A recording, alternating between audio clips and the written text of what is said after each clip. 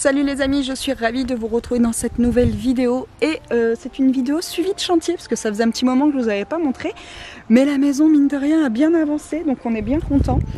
On est dimanche, hein, il fait froid, on est en mode 50 nuances degrés en mode pyjama quoi. Et demain normalement les gars viennent commencer à monter les parpaings, donc je voulais vous montrer comment on avait avancé étant donné que ça y est, les fondations ont été faites et la dalle aussi, et je peux vous faire un room tour de la maison, donc c'est parti, on y va.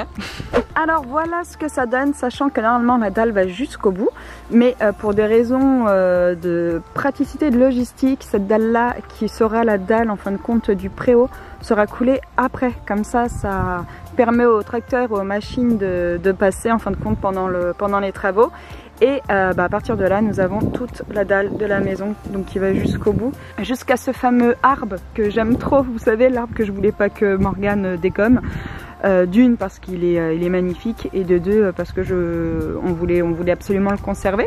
Donc vous allez voir, mais la maison, par coup de chance, elle va tellement proche de l'arbre qu'à mon avis il va quand même falloir qu'on lui fasse une petite coupe pour pouvoir mettre le toit, mais on va dire qu'on a quand même de la chance puisque la dalle de la maison s'arrête juste avant. Donc c'est parti, je vous fais un petit room tour. Nous avons toujours la sublime vue qui est par ici. Alors pour tous ceux et celles qui me disent mais Aurélie, t'as pas peur d'être face à un champ par rapport à l'agriculture, etc., aux pesticides, il faut savoir que d'une, l'agriculteur on connaît, hein, c'est quelqu'un qui est de relativement sérieux on va dire, et qui ne fait pas n'importe quoi, que ce soit pour son agriculture ou pour les gens qui habitent autour.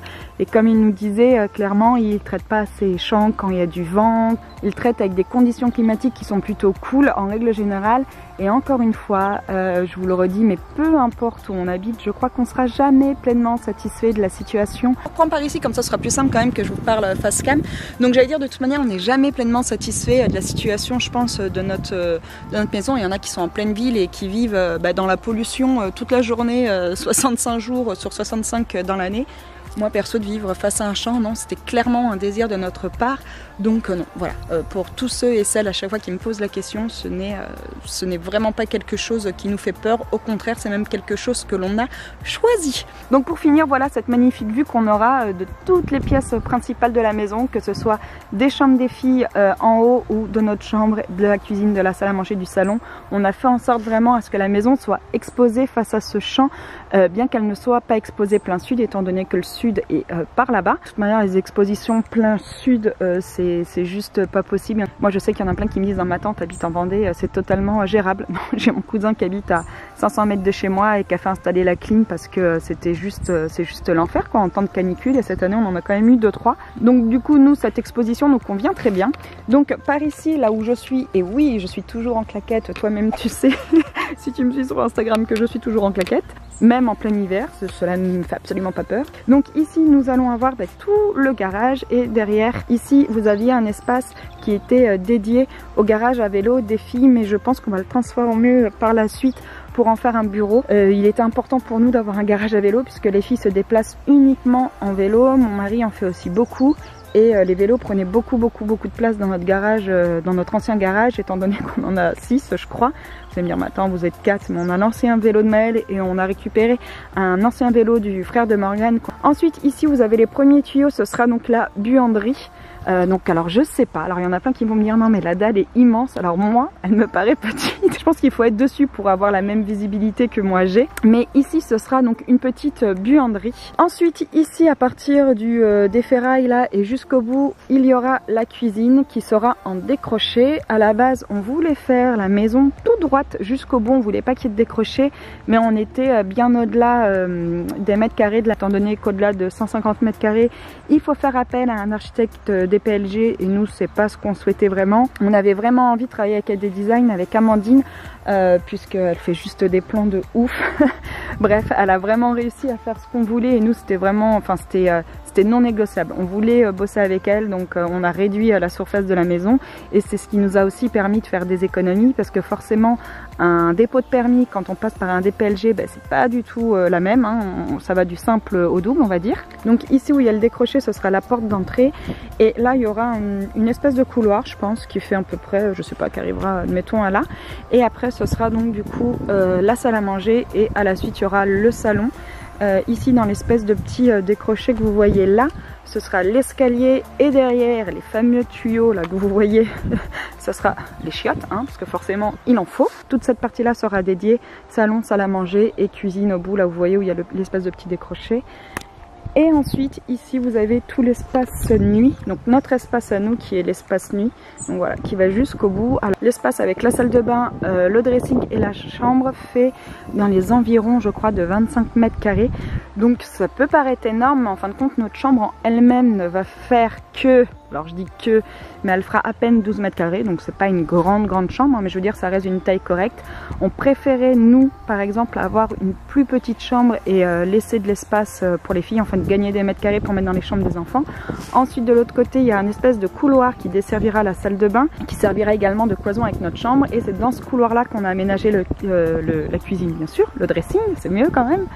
Et ensuite ici là, le petit espace que vous voyez ici, ce sera donc du coup notre salle de bain.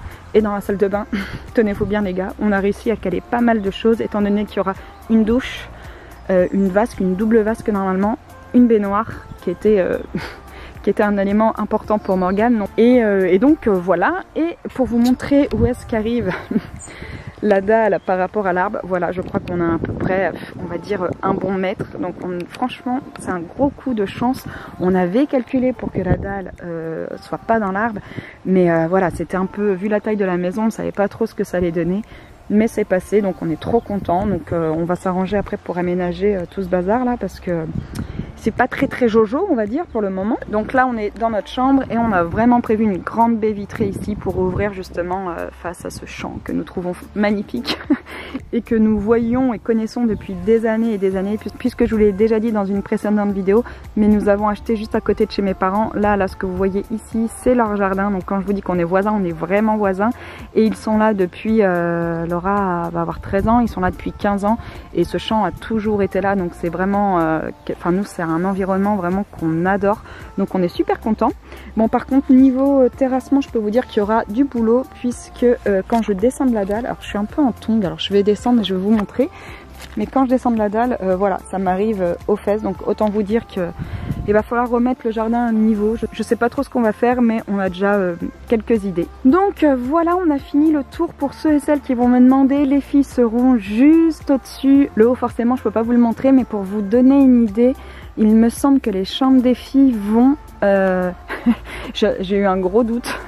En fait les chambres des filles vont du bout de la cuisine, donc là où il y a le décroché, là au premier pilier, jusqu'à celui-ci que vous voyez ici en fin de compte, jusqu'à l'embranchement de notre chambre on va dire, et donc l'étage sera juste au-dessus. La chambre de Mel et de Laura seront également face au champ.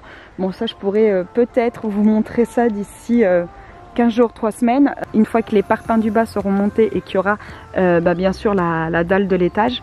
Voilà, ça nous donnera une idée plus précise. Donc voilà, j'ai fait le tour de cette fameuse dalle. On a fait un petit room tour, c'était super, hein. On arrive à vachement se projeter comme ça, j'avoue. Mais l'idée, voilà, c'était vraiment de vous faire suivre, et même pour nous, toute l'avancée de ce chantier et de cette dalle qui a été réalisée en 10 jours. Donc comme quoi, quand on a des gars un peu réactifs et qui bossent bien, ça peut aller vite. Généralement, on est dans les temps, hein, c'est ce que met une maison quand ça se passe bien. Alors je sais pas comment ça se passait pour la suite des vidéos, parce que je viendrai pas emmerder les gars pour filmer tous les jours. Par contre, je pense que comme on est juste à côté, tous les soirs, je passerai faire un petit tour. Après c'est beaucoup plus facile pour moi de vous montrer sur Instagram l'avancée du chantier, donc n'hésitez pas à me rejoindre sur Instagram, parce que je mets souvent en story ce qui se passe.